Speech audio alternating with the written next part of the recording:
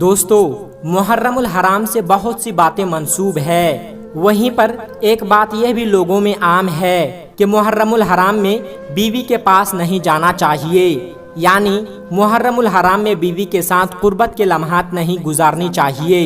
کیونکہ محرم الحرام حرمت والا مہینہ ہے۔ اب آیا کہ محرم الحرام کے مہینے میں میاں بیوی کا ملنا جائز ہے یا نہیں، اسے ہمیں قرآن و احادیث کی روشنی میں دیکھنے کی ضرورت ہے، کیونکہ ہر اس بات پر یقین نہیں کر لینا چاہیے جو کہ ہمارے معاشرے میں مشہور کر دی گئی ہے۔ آج کی اس ویڈیو میں ہم آپ کو تفصیل سے بتائیں گے کہ محرم کے مہینے میں میاں بیوی کے تنہائی میں لمحات گزارنا جائز ہے یا نہیں۔ دوستو یاد رہے کہ اللہ تبارک و تعالی نے انسان کے بشری تقاضوں کے پیش نظر مردوں کو عورتوں کے ساتھ نکاح کا حکم دیا،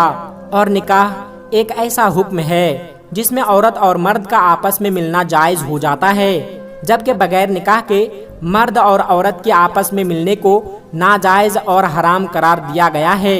اب جبکہ نکاح کے ذریعے سے مرد اور عورت رشتہ ازدواج میں منسلک ہو جاتے ہیں، تو ان کے آپس میں ملنے اور تنہائی کے لمحات گزارنے کو اسلام نے جائز قرار دیا ہے۔ دونوں میاں بیوی کو ایک دوسرے کا لباس فرمایا گیا، اب ان کو ایک دوسرے کے حقوق سے بھی آگاہ فرما دیا گیا ہے، اور مرد کو عورت کے ساتھ پورے سال میں کوئی پابندی نہیں، چاہے وہ قربت کے لمحات دن میں گزارے یا رات میں، یہ سب اس کے لیے جائز ہے۔ ہاں البتہ چند لمحات و مواقع ایسے ہیں جن میں مردوں کو عورتوں کے پاس جانے سے منع کیا گیا ہے۔ ان کے علاوہ مرد سال کے جس مہینے میں، جس دن میں اور جس وقت چاہے اپنی بیوی کے پاس جا سکتے ہیں، لیکن محرم الحرام میں ان خصوصی لمحات کے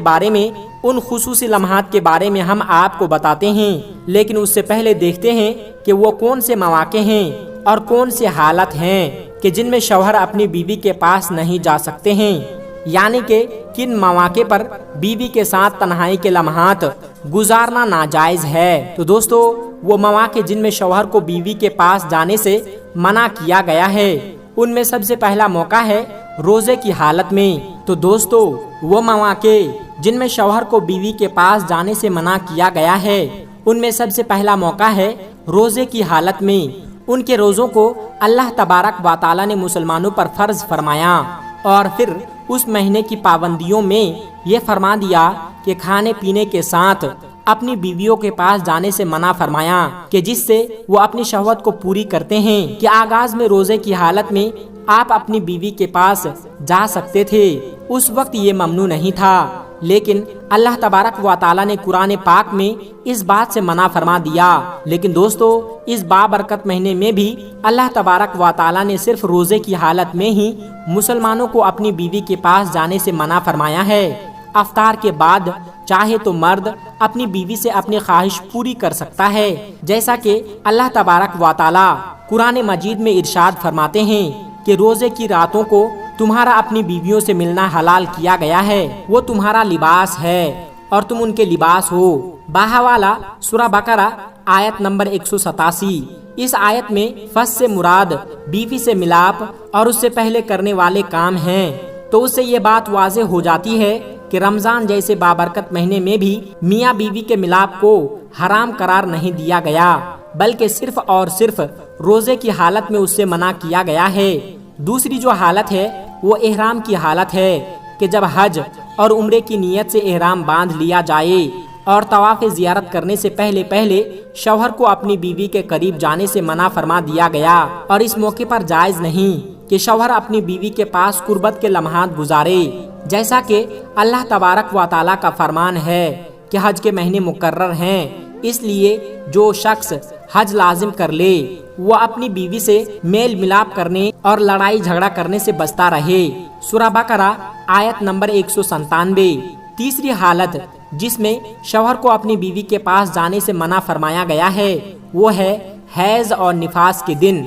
حیض سے مراد وہ مخصوص دن جو عورتوں کے ہر مہینے کو ہوتے ہیں، اس کے علاوہ نفاس یعنی بچے کے پیدا ہونے کے کچھ عرصہ جو عورت کو خون آتا ہے، ایسے وقت میں بھی شوہر کا بیوی کے پاس جانا جائز نہیں، اور بچہ پیدا ہونے کے تقریباً 40 دن کا یہ پیریڈ ہوتا ہے، اور ان دنوں میں بھی جائز نہیں کہ شوہر اپنی بیوی کے پاس جائے، اور اس کی ممانعت بھی قرآن پاک میں واضح طور پر بیان ہوئی ہے، جیسا کہ قرآن پاک میں ارشاد باری تعالیٰ ہے کہ آپ سے حیض کے بارے میں سوال کرتے ہیں کہ وہ گندی ہے، حالت حیض میں عورتوں سے الگ رہو، جب تک وہ پاک صاف نہ ہو جائے ان کے قریب نہ جاؤ، ہاں جب وہ پاک صاف ہو جائے تو ان کے پاس جاؤ جہاں سے اللہ تبارک و تعالیٰ نے تمہیں اجازت دی ہے۔ اللہ توبہ کرنے والوں اور پاک صاف رہنے والوں سے محبت فرماتا ہے۔ بہاوالہ سورہ بقرہ آیت نمبر 222۔ تو ایسی حالت میں بھی شوہر کو بیوی کے پاس جانے سے منع کیا گیا ہے۔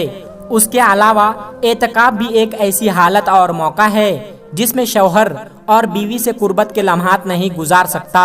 کیونکہ وہ اعتکاف کے دنوں میں وہ خود کو مقید کر لیتا ہے، اور ان دنوں میں ان کے لیے جائز نہیں کہ وہ اپنی بیوی کے پاس جائے۔ اور تیسری حالت جو بیان کی جاتی ہے وہ ہے بیوی کی معذوری۔ اگر بیوی معذور ہو جائے تو شوہر کے لیے جائز نہیں کہ وہ اس سے قربت حاصل کرے۔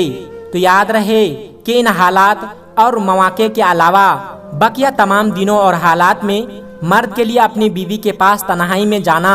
ہر طرح سے جائز ہے۔ اب جو لوگ کہتے ہیں کہ 9 یا 10 محرم کو یا پھر محرم الحرام کے مہینے میں بیوی اور شوہر کا تنہائی کے لمحات میں ملنا جائز نہیں ہے، قربت کے لمحات کے حوالے سے ممانعت کا طریقہ اختیار کرتے ہیں، تو اس بات یا عقیدے کی کوئی حقیقت نہیں ہے۔ اسلام میں ایسی کوئی بھی بات نہیں ہے جس میں محرم میں ہم بستری سے منع کیا گیا ہے۔ جو لوگ یہ کہتے ہیں کہ محرم الحرام حرمت والا مہینہ ہے اس لیے میاں بیوی کا ملنا اس میں جائز نہیں، تو یہ بات جان لے کہ قرآن مجید میں 4 مہینوں کو حرمت والے مہینے کہا گیا ہے، محرم کے ساتھ باقی 3 مہینے بھی تو حرمت والے ہیں، پھر ان میں تو یہ سب کچھ جائز ہے، اور محرم میں ہی اسے ناجائز اور حرام کیوں سمجھا جاتا ہے؟ یہ آپ کو بتاتے چلے کہ یہ صرف محرم کا مہینہ نہیں جس کے ساتھ ایسی باتیں منسوب ہے جو کہ محض توہم پرستی اور بدعت میں شامل ہے، بلکہ باقی چند مہینے بھی ہیں جس کے ساتھ مختلف باتیں منسوب کی گئی ہے۔ جس طرح سے اس مہینے میں میاں بیوی کے قربت کے لمحات کے حوالے سے ممانعت کا ذکر کرتے ہیں، اسی طرح اس مہینے میں اکثر لوگ نکاح اور شادی کرنے کے حوالے سے بھی سوالات کرتے ہیں۔ تو جان لے کہ صحیح بخاری میں ایک حدیث مبارکہ ہے جس میں حضور پاک صلی اللہ علیہ وسلم نے حجۃ الوداع کے موقع پر ایک نہایت ہی قیمتی نصیحت پر مشتمل خطبہ فرما دیا تھا، اور اس میں یہ بات بتائی کہ اس وقت زمانہ اسی رفتار اور ہیئت پر آ چکا ہے جس دن اللہ تبارک و تعالیٰ نے زمین و آسمان کو پیدا فرمایا تھا۔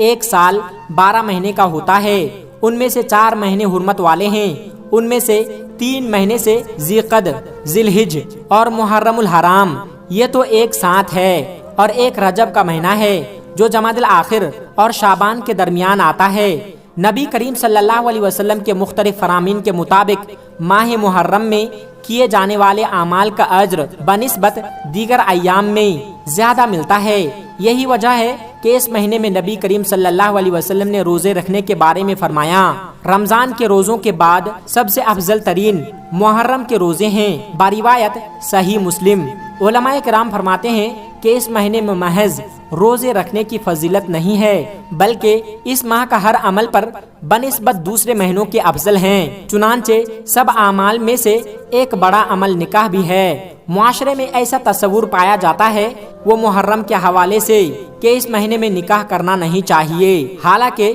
شریعت کے مزاج اور احکام اس کی نفی کرتے ہیں۔ یاد رہے اپنے نکاح چاہے کسی مہینے میں ہو کہ وہ اپنی اصل کے اعتبار سے مباح اور مباح کام کا جائز ہونا کسی واضح ممانعت سے ہوتا ہے۔ اس مہینے میں یا اس کے علاوہ کسی اور مہینے میں بھی شریعت کی طرف سے کسی قسم کی کوئی ممانعت نہیں ملتی، نہ کتاب و سنت میں اور نہ ہی اجماع امت سے اور نہ ہی قیاس وغیرہ سے۔ اس لیے محرم کے مہینے کا نکاح جائز ہے، اس کو ناجائز یا حرام کہنا درست نہیں۔ تو امید کرتے ہیں کہ آج کی یہ ویڈیو آپ کو پسند آئی ہوگی۔ میرے پیارے دوستو، آج کی ویڈیو میں بس اتنا ہی۔ اگر آپ کو یہ ویڈیو ذرا بھی اچھی لگی ہو تو اس ویڈیو کو ایک لائک کر کے ہمارے چینل قدرت کا کرشمہ کو سبسکرائب ضرور کر لیجئے گا، تاکہ ایسے ہی اسلامی اور معلوماتی ویڈیو آپ کو روزانہ کی بنیاد پر ملتی رہے۔ اور ہاں دوستو، ویڈیو کو شیئر کرنا مت بھولیے گا،